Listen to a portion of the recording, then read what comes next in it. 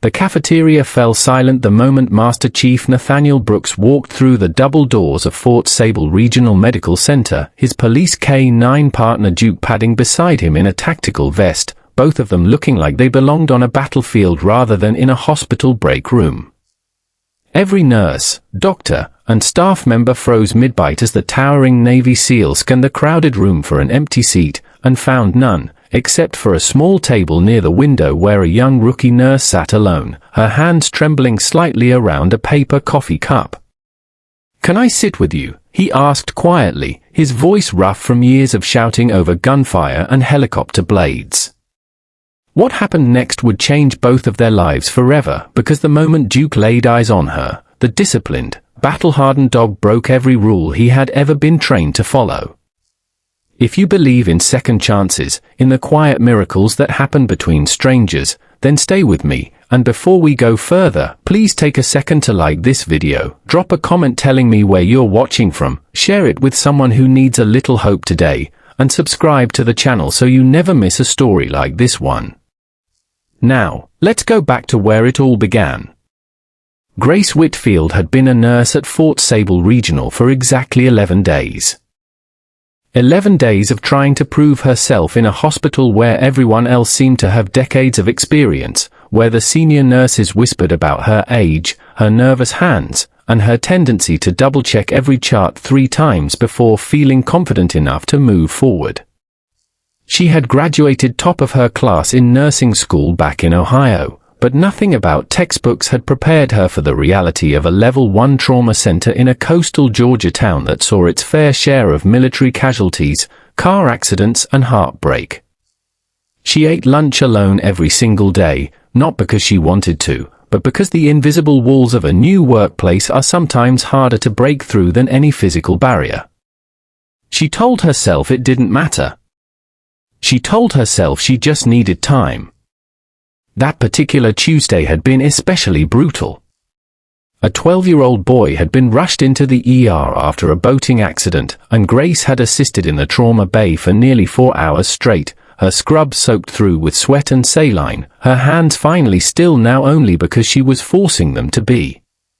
She had come to the cafeteria not because she was hungry, but because she needed 5 minutes where nobody needed anything from her. She had just settled into the corner table when the doors swung open and the entire room seemed to hold its breath. Nathaniel Brooks was not a man who blended into crowds. 6'3", shoulders like a linebacker, a jaw that looked like it had been carved from granite, and eyes that carried the particular exhaustion of someone who had seen too much and slept too little. He had been at the hospital for 3 days straight, sitting vigil beside his younger brother, Corporal Isaiah Brooks, who had been airlifted in after a training accident left him with severe internal injuries and a prognosis that changed by the hour. Duke, his retired military working dog turned personal companion, refused to leave his side, not even for a meal, not even to rest. The two of them had become fixtures in the hospital hallways, a silent, grieving giant and his loyal shadow, and nobody quite knew how to approach either one of them. When Nathaniel asked if he could sit at her table, Grace nodded, too tired to overthink it, too polite to say no to a man who looked like he was barely holding himself together. But it was Duke who changed everything.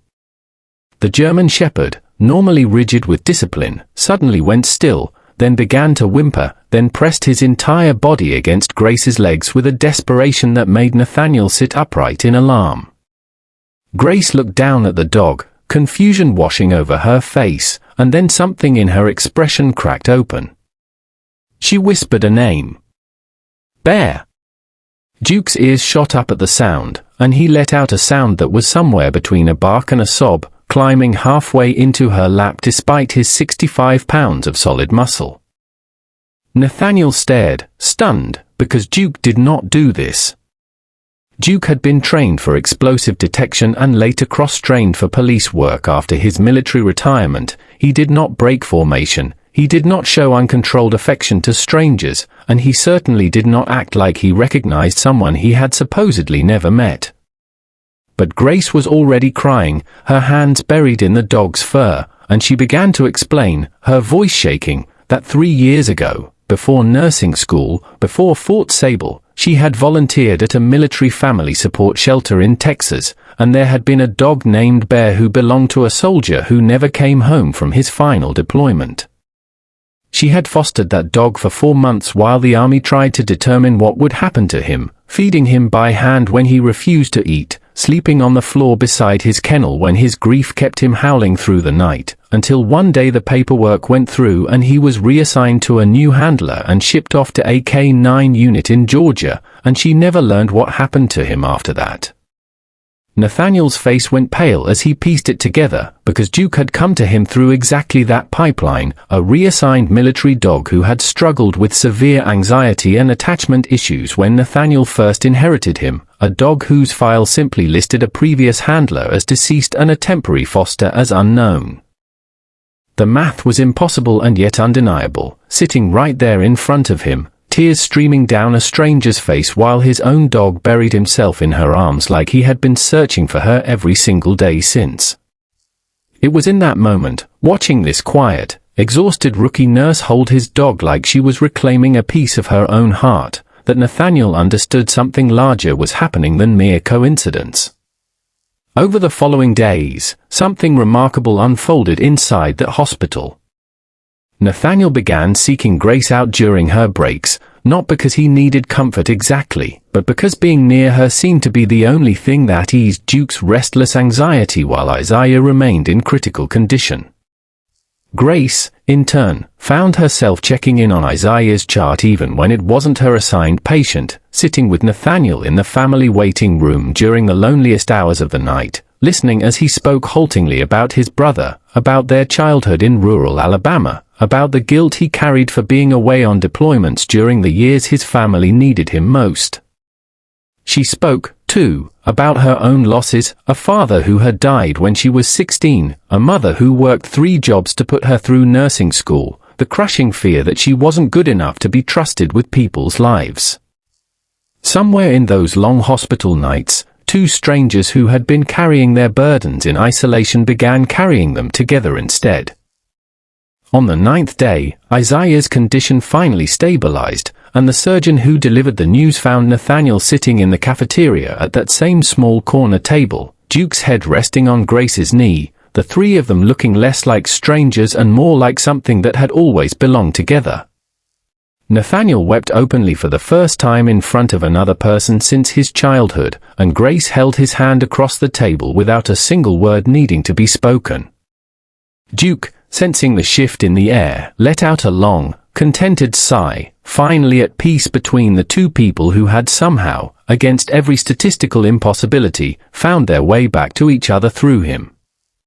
If this story touched your heart even a little, if you believe that some connections are written long before we ever meet the people who matter most, please take a moment right now to like this video and share it with someone who could use a reminder that hope has a way of finding us in the most unexpected places. And before we close this chapter, I want to ask you something important. Comment below with the word Duke if you believe animals carry memories of love that outlast even the most impossible circumstances, and tell me if you've ever experienced a reunion, human or animal, that felt like fate stepping in. Grace Whitfield transferred permanently to the trauma unit that treated Isaiah Brooks, and over the following months, she became not just his nurse but a fixture in the Brooks family's life, present for every milestone of his slow, grueling recovery. Nathaniel extended his leave twice, then requested a transfer to a base only 40 minutes from Fort Sable, unwilling to walk away from a woman who had somehow become tangled into the very fabric of his family's healing. Duke, now officially retired from all duty except one, split his days faithfully between Isaiah's rehabilitation sessions and Grace's apartment, where he slept every night at the foot of her bed as if making up for the years they had lost. A year later, in a small ceremony held in the same hospital garden where Isaiah had taken his first steps on a new prosthetic leg, Nathaniel asked Grace a very different question than the one that had started it all, not can I sit with you, but will you stay with me for the rest of my life? And Duke, sitting proudly between them in a small bow tie the nurses had made for the occasion, barked once in what everyone swore sounded exactly like approval.